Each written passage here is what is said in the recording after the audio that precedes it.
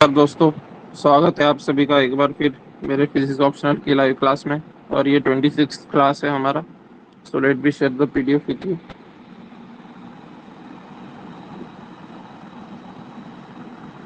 Yes, so previous classes में हमने यहाँ तक कर लिया था।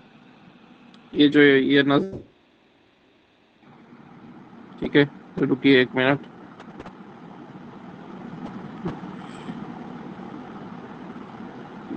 Just a second.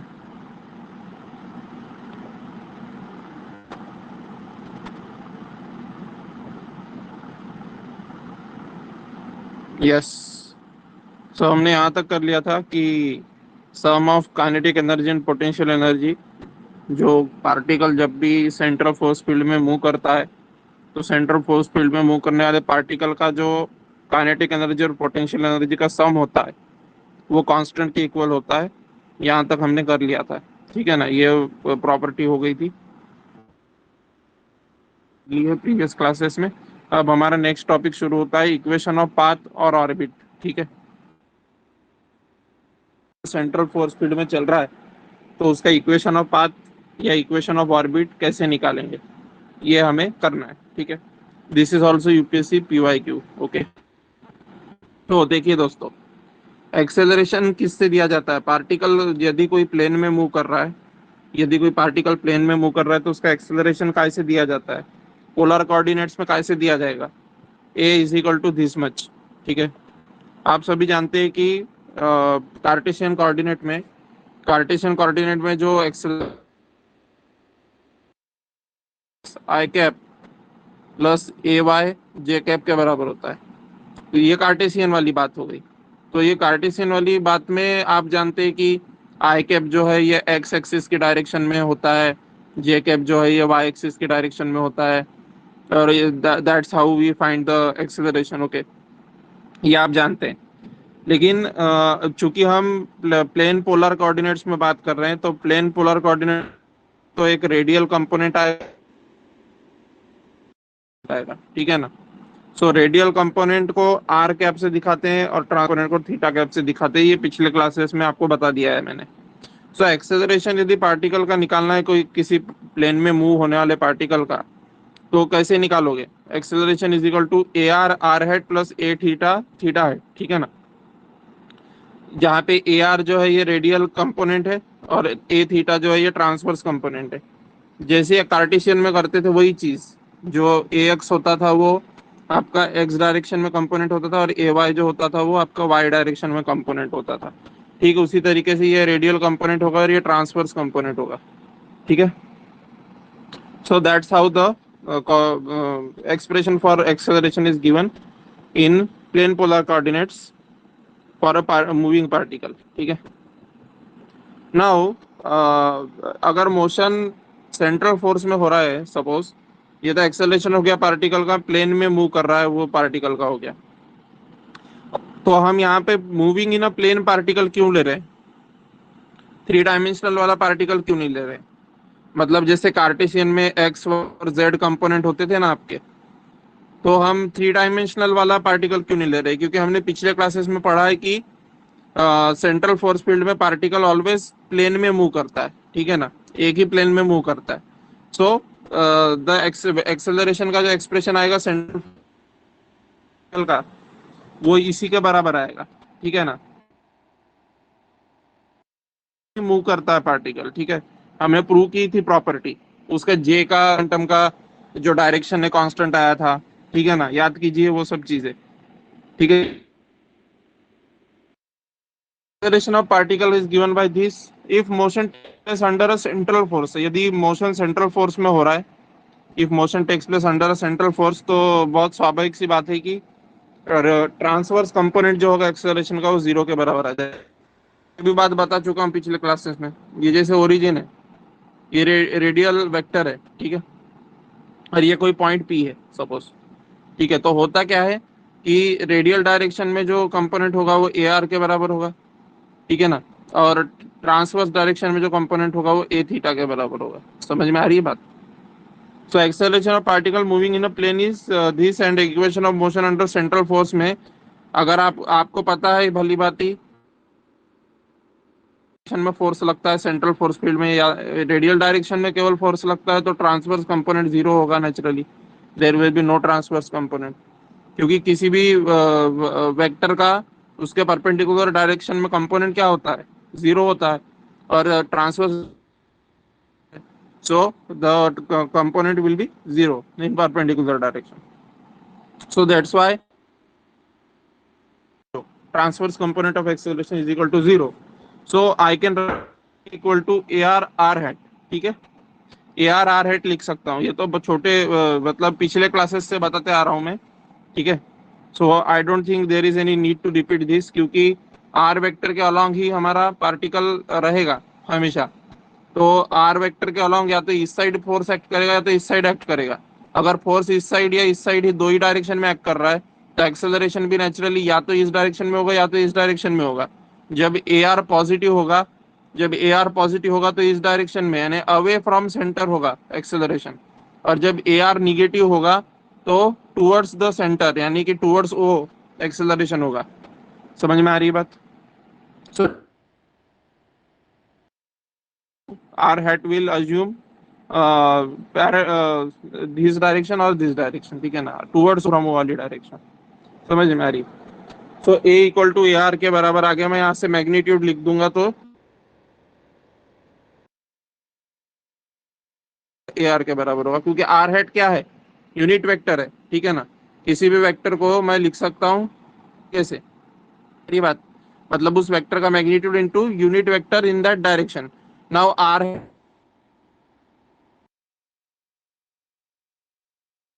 So AR R hat है.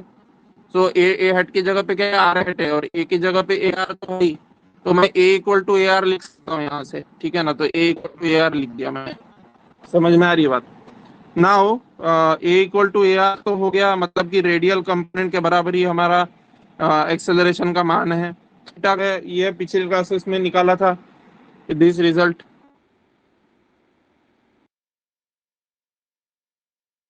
थीटा डॉट, ठीक है, where theta dot is equal to,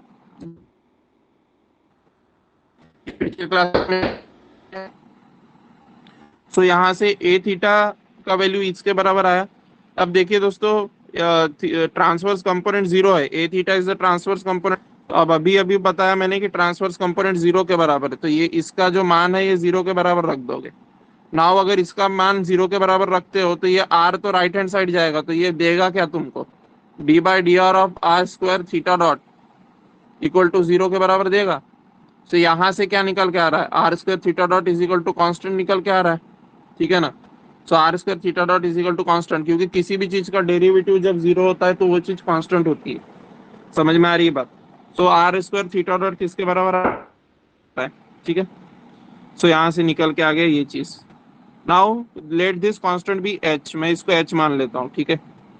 इस कांस्टेंट को मैं एच मान लेता हूँ, तो मैं say I have assumed it to be equal to h, and let this be equation number 1, ठीक है. As angular momentum equal to j equal to m r square theta dot, ये भी पिछले क्लासेस में बताया है कि angular momentum m r square theta. So क्या होगा, आर स्क्वायर थीटा डॉट का वैल्यू यहाँ से निकालो, जे बाय एम के इक्वल आएगा. समझ में आ रही ना बात? आर स्क्वायर थीटा डॉट का वैल्यू जे बाय एम के इक्वल आएगा. तो एंगुलर, अभी ये जे बाय एम किसके बराबर है दोस्तों, j is the angular momentum and m is mass. So j by m is equal to क्या हो जाएगा, angular momentum per unit mass हो जाएगा. ठीक है, समझ में आ रही ना बात? So it will be angular momentum per unit mass, and angular momentum per unit मास, और ये किसके इक्वल होगा, एच के इक्वल होगा, ठीक है. So this is equal to H, ठीक है. समझ में आ रही बात? आर स्क्वायर थीटा डॉट का वैल्यू एच के बराबर है, तो जे बाय एम का भी वैल्यू एच के बराबर आ जाएगा. समझ में आई बात? ठीक है. So this is the let this also assume, remember this also, as we will move further, we will need this, ठीक है.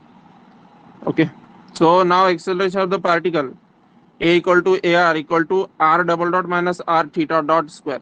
Now this is also the result which we have derived earlier in the previous classes. ठीक है, तो यहाँ से जो तुम्हारा a का वैल्यू है वो किसके बराबर, ये r डबल डॉट की जगह पे क्या रख दोगे, d2 r बाय dt2 रख दोगे, ठीक है ना. और थीटा डॉट की जगह पे तो सबको पता है कि डी थीटा बाय dt आता है, ठीक है ना. सो ये आ जाएंगे यहाँ पे, ठीक है। So this will be equation number 2, ठीक है। I have assumed this to be equation number 2, ठीक है ना। Now let us introduce the new variable u defined as. अभी कोई नया वेरिएबल u इंट्रोड्यूस करते हैं जिसको डिफाइन किया जाएगा u इक्वल टू 1/r से, ठीक है। सो u इक्वल टू 1/r, अब ये क्यों अज्यूम कर रहे हैं, क्योंकि हमारे कन्वीनियंस के लिए। मैंने आपको बताया था कि एग्जाम में हम नहीं सोच पाते हैं कि ये स्टेप ही क्यों फॉलो कर रहे हैं, 1/r क्यों ले रहे हैं u को, ये हम एग्जाम में नहीं सोच पाते। इसलिए आपको प्रैक्टिस करके पहले से ही लॉजिक्स रट के जाने होते हैं एग्जाम में, ठीक है ना। This is what is UPSC का फिजिक्स ऑप्शनल, ठीक है ना। यूपीएससी का फिजिक्स ऑप्शनल आपका जेई टाइप नहीं होता, मैंने आपको पहले ही बताया था। इसमें you will have to remember such results, ठीक है। क्योंकि एग्जाम में अगर आप सोचेंगे कि मैं इसको समय पे डिराइव करूंगा फॉर्मूले के रूप में, तो आपका टाइम पूरा बर्बाद हो जाएगा दोस्तों, पता है एग्जाम में, ठीक है। So you will have to remember a lot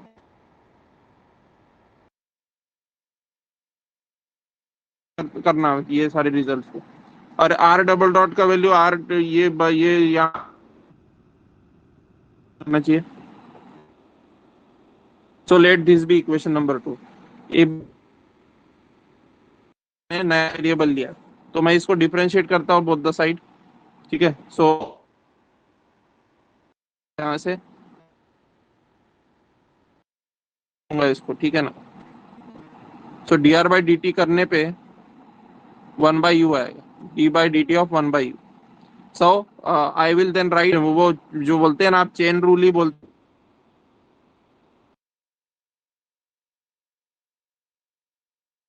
if I am not wrong, ठीक है। Pardon me if I am wrong, ठीक है। So d by D t, d theta और d theta by D t, इसको ऐसा लिख सकता हूँ मैं, ठीक है ना। क्योंकि ये और ये इक्वल हो गया, ठीक है। सो इसको D by into D theta by D T लिख सकता हूँ।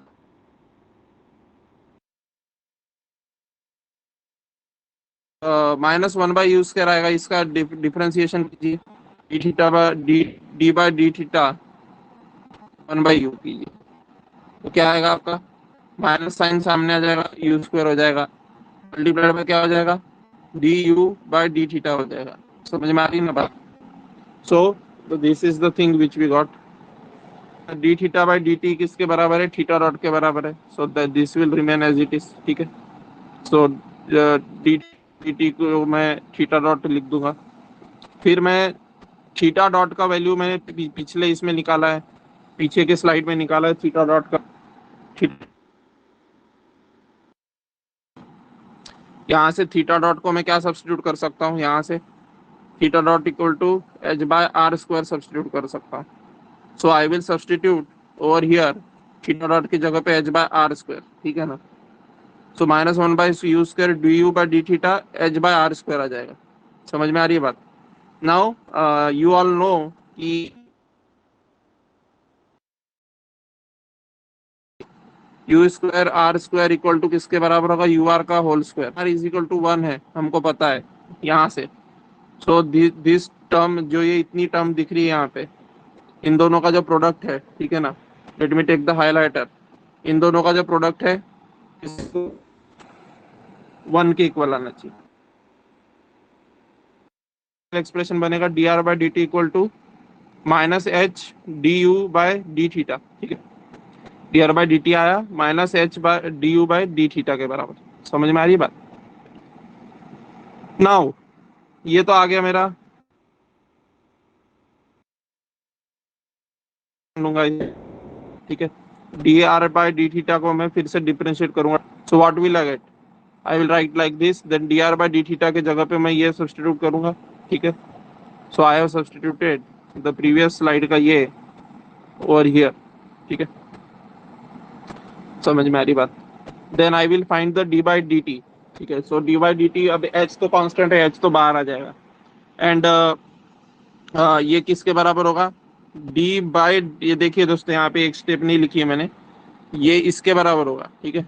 ये देखिए इसको, -h D by D t D you, sorry D you by D theta, ठीक है ना। सो ये -h को बाहर लिख सकते हो, ठीक है। सो फिर ये वाला जो एक्सप्रेशन है इसको मैं यहाँ डी थीटा कर दूंगा और यहाँ D theta by D T कर दूंगा, ठीक है ना। तो ये मिलेगा मुझे, समझ में आ रही है बात। So this is the thing which we got, ठीक है। So minus h d by D theta d you by D theta by D t. Now ये डबल डिफरेंशिएशन हो जाएगा, दिस विल बिकम, ये जो चीज है ये बन जाएगी d two u by D theta two बन जाएगी, ठीक है ना। फिर मैं d theta by D t को फिर से d sorry theta dot substitute कर दूंगा d theta by D t को। सो थीटा डॉट डाल दिया मैंने। नाउ थीटा डॉट का वैल्यू हम वंस अगेन जानते हैं कि एच बाय आर स्क्वायर के इक्वल होता है, ठीक है ना। तो ये गौर से देखिएगा इस प्रॉब्लम को, क्योंकि यूपीएससी का पीवाई क्यू है, okay. So h by r square आ जाएगा, ठीक है। फिर मैं यहाँ से इसको क्या लिख सकता हूँ, वन अपॉन और आर स्क्वायर को क्या लिख सकता हूँ, यू स्क्वायर के बराबर लिख सकता हूँ, ठीक है ना। सो मैं लिख दूंगा इसको यू स्क्वायर, ठीक है। So then we got d two r by D t two, d two r by D t two किसके इक्वल आया finally, minus h square u square d two u by D theta two. अब मैं ये बात realise कर रहा हूँ दोस्तों कि आप लोगों को लग रहा होगा कि इतना इतना सारा कैसे याद रखेंगे, ये तो बहुत मैकेनिकल किस्म का प्रॉब्लम है।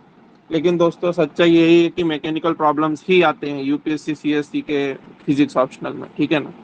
So you will have to remember the step simply, ठीक है। मैकेनिकली सॉल्व करते जाना है, इसलिए मैंने कहा है कि रट्टू तोते की सर तरह सॉल्व करेंगे तो ज्यादा फायदे में रहेंगे, ठीक है ना।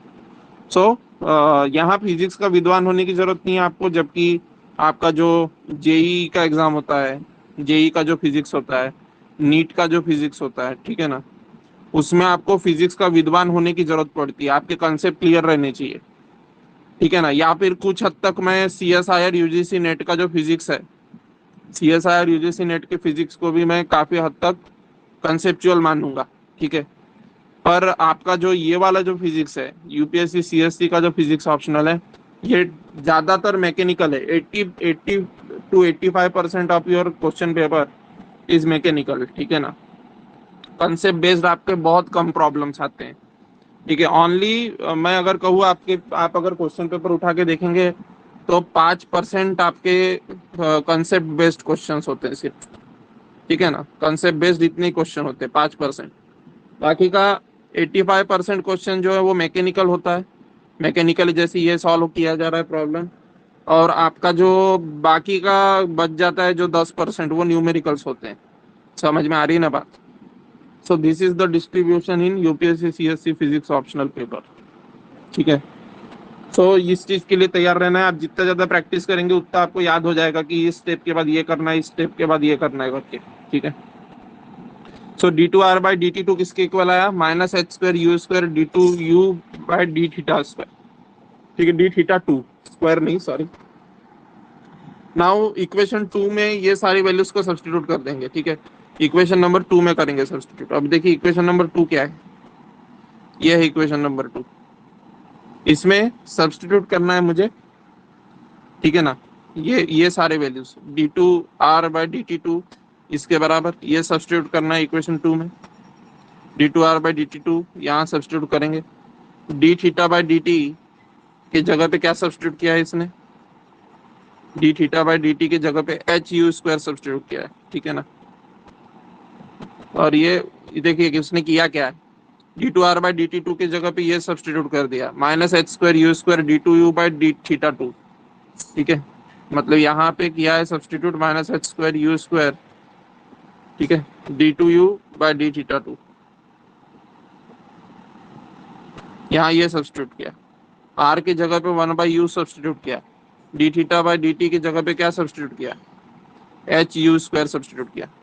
क्यों एच यू स्क्वायर सब्स्टिट्यूट किया, क्योंकि आप सभी जानते हैं कि D theta by D T का वैल्यू यहाँ से क्या निकल के आया था, ये थीटा डॉट का वैल्यू किसके बराबर है, एच बाय आर स्क्वायर के बराबर है। नाउ वी ऑल नो कि थीटा डॉट किसके बराबर है, d theta by D T के बराबर है।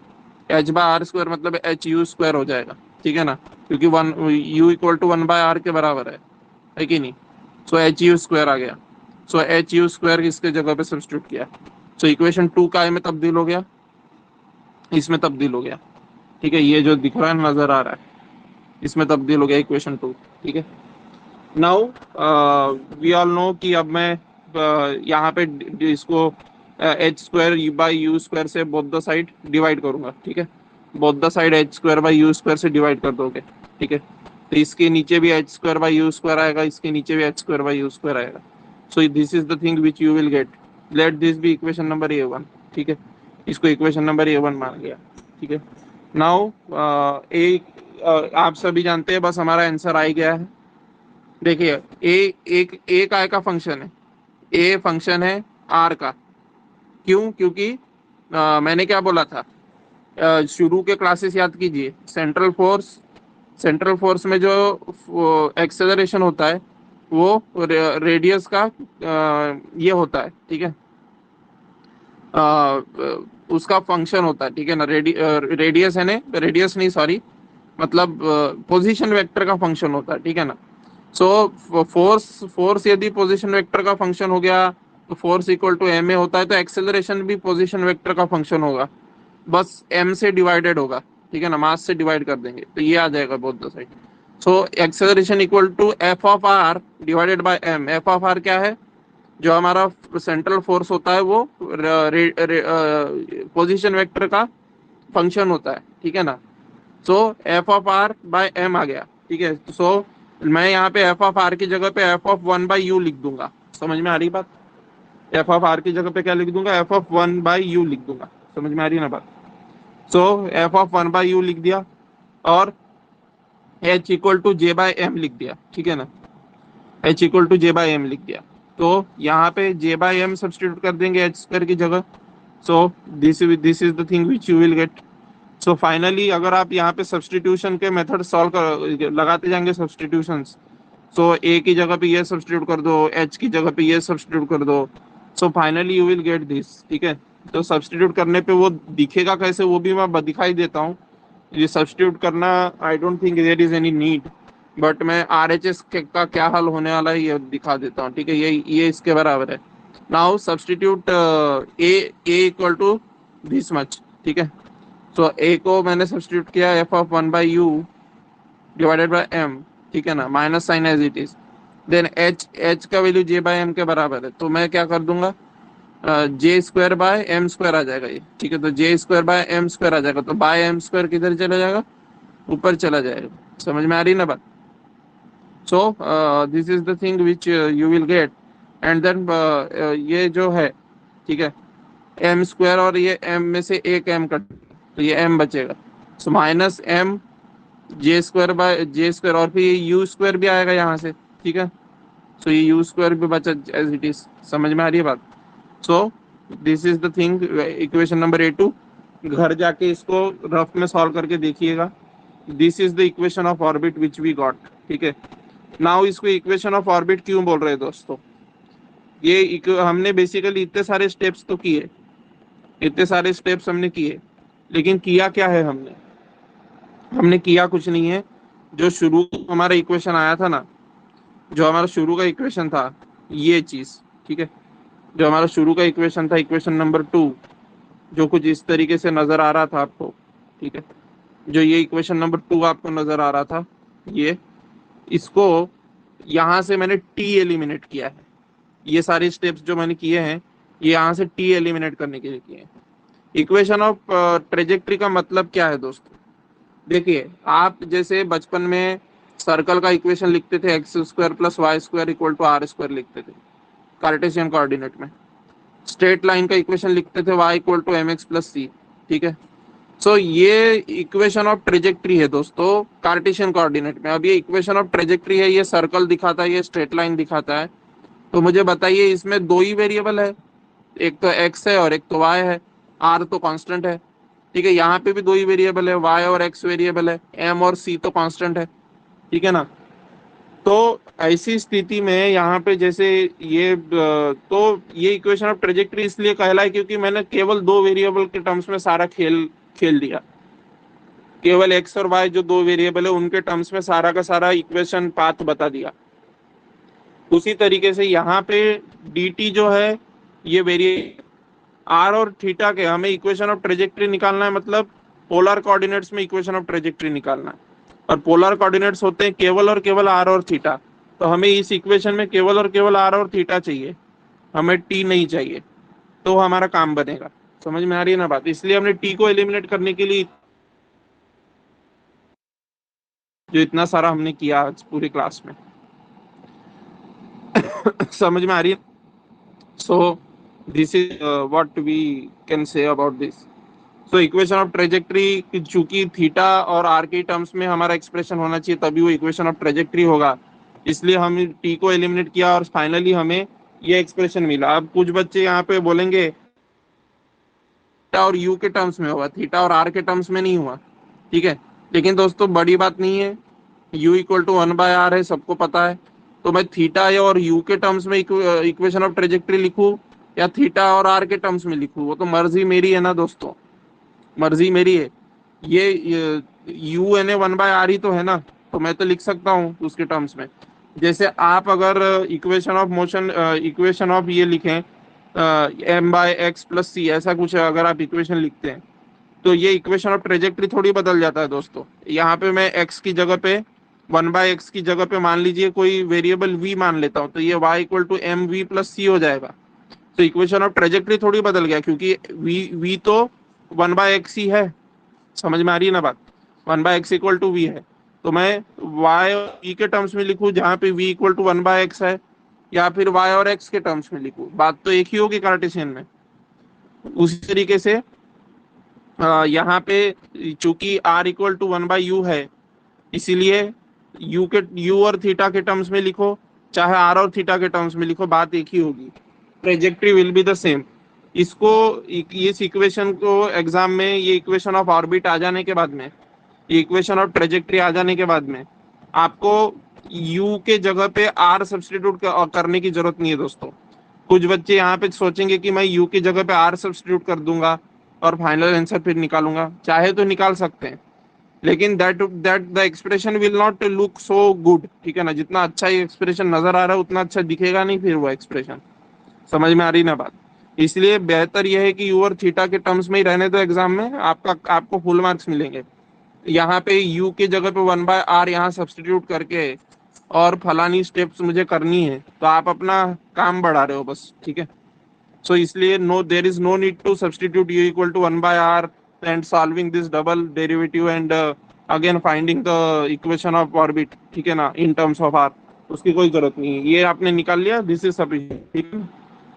So this was all about the, इसके आधार पे जो एक पीवाईक्यू भी पूछा गया है यूपीएससी में, ये पीवाईक्यू पूछा था, ये पीवाईक्यू भी डिस्कस करेंगे लेकिन अगली क्लास में, ठीक है। तब तक के लिए थैंक यू वेरी मच, अपना ख्याल रखिएगा।